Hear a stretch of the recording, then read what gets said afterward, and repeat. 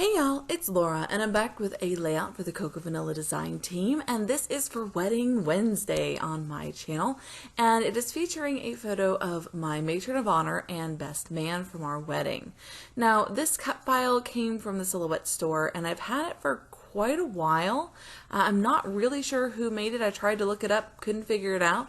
I must have cut it out quite a while ago, and it was just sitting on my desk with the stack of cut files that I had pre-cut before giving up my silhouette, and decided to go ahead and get it used. But a couple of these smaller florals were going to be hiding behind my photo, so I decided to go ahead and fussy cut them out and just sort of sprinkle them around this larger piece of a cut file so that I wasn't losing them, because they were quite pretty. So I am using the Cocoa Vanilla Studio More Than Words collection, and it has lots of beautiful pinks and grays, a little bit of peach and blue, and touches of yellow. And I thought that would fit quite nicely with this photo, which has a bit of a yellow tint to it just because the church that we got married in has those kind of yellow fluorescent lights. So it just, all of the photos have a slight yellowy orange tint to them, and this one is no different. So I decided to just go with it, just sort of accent it, kind of blend that in a little bit as much as possible with the layout. Now this is also for on Cocoa Vanilla's blog site, Throwback Thursdays. That's why I'm using an older collection and also an older photo. My husband and I got married almost 13 years ago now, and I am redoing our wedding album with some heavy journaling and lots of really beautiful layouts, because when I originally scrapped it right after we got married, it was pretty simple and had a lot of details added in, but no personal journaling at all.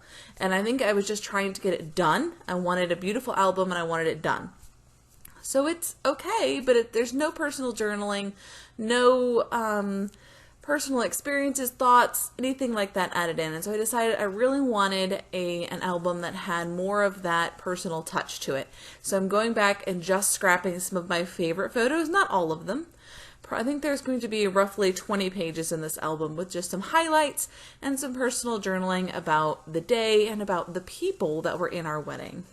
I am sorry if you can hear a bit of noise in the background. It is sleeting outside. We live in Mississippi and it is sleeting outside. It is 10 degrees. That's real cold, y'all. That is 22 degrees below freezing. It's cold. And we're not okay. It's cold. We actually got snow this week, which is very unusual for where we live.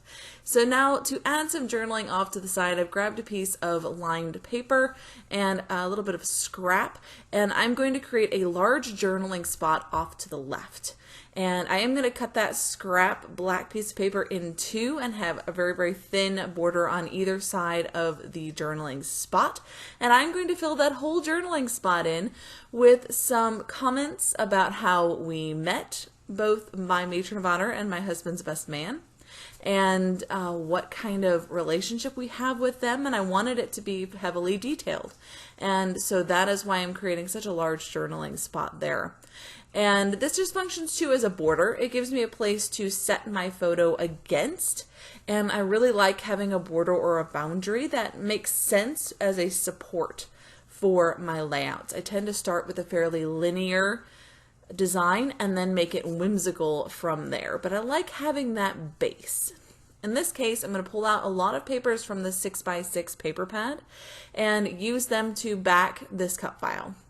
I've done most of that already, but I did want to add another little strip here between the journaling spot and the photo, just for a little bit of fun and help bring in a little bit of this gray, because I used the same gray wood grain paper for the leaves on the cut file.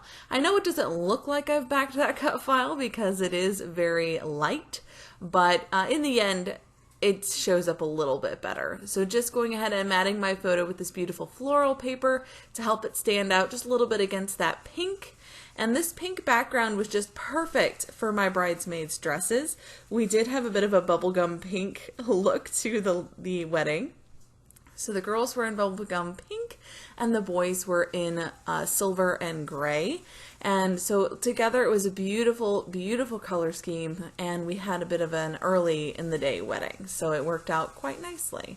So I am going to use some of these chipboard titles, and I decided to go with happy and sweet. I didn't want to use anything that was too lovey-dovey because these two are not together. They are completely separate groups of our friends, and my matron of honor was a coworker at the time, and my husband's best man was someone he went to school with. So they didn't know each other prior to our wedding planning, and so I thought just picking something that was kind of nice and, you know, just gentle, but nothing too romantic because that doesn't really fit the photos. Then I'm coming in with the embellishment. So I had a lot of die cuts, and I wanted to add the florals to the cut file to kind of dress it up a little bit. The two larger florals there have an opening in the center that has that pink popping through, and I really wanted a little bit more interest there.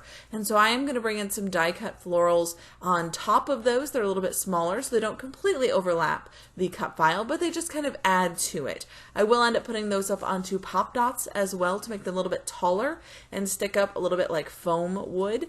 So it will be adding a little bit of dimension to the cut file. And I really think that this helps to dress it up and make it look like more than just a background. It is an actual embellishment cluster next to my photo, and I really like the way that that looks. Now I'm going to bring in some teeny tiny little flowers that I fussy cut out from the die cuts as well, and sort of sprinkle those around the outside of the cut file, as well as some butterflies. And of course we'll do butterfly trails behind them because I can't help myself. I just love the way that looks. So tucking in the bits and pieces, I will start gluing everything down, mostly off camera. And I really like how this one came out. It's very soft and elegant and beautiful, and that is exactly what I was going for. Now I do want to mention that I did create a sketch based on this finished layout to help you lift it, and so you can see kind of what the different layers are and how they fit together. That is at the end of the video, as well as up on the blog at cocovanilla.com.au, and you feel free to use that as you like to go ahead and create your own version of this layout. We would love to see that in the Coco Vanilla Studio Facebook group. I believe it's called Coco Vanilla Studio Community, and it is a fantastic burst of inspiration as soon as you join, and you get to see what everybody else is using their collections to make. And I have found a lot of beautiful layouts in there that have inspired me to create something new and different, and that has been a really good source of inspiration for me, for sure. So yeah, just adding little bits and pieces around this floral. I call this part scattering, and I do a bit of scattering and splattering at the end of every layout that I create, and the scattering is always my favorite part. Adding in those tiny little details, things like tabs and just a couple little banners, tiny little florals or small shapes scattered around the main cluster, just brings me so much joy. I love adding those little details, and I think it really takes a layout from looking pretty to looking really beautiful. So lots of tiny little fussy cut florals. Some of these were in the die cut pack and I just cut out the white border.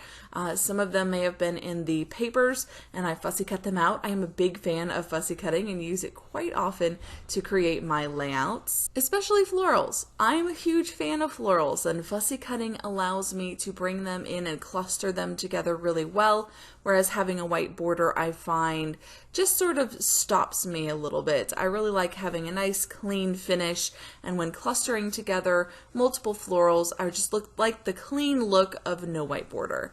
So bringing in some of these butterflies that I've also fussy cut from some of the pattern paper, I'm going to sprinkle these around, and I love using butterflies to add a feeling of movement to the page, and the way I'm going to do that is by adding a little bit of nuvo drops behind them to create little dot trails, and that just, like I said, gives the impression of movement and kind of guides your eye through the layout as a whole, because there are 3 of them. They kind of make you want to look from one to one to one, which guides you from the top down to the bottom of the layout. I'm also going to add a little arrow up here at the top of the journaling just to fill in that empty space and give it a little bit of interest. And then of course my nuvo drops. I also put nuvo drops in the center of the florals on the cut file just because I thought they needed a little extra jazzing up, something a little bit special.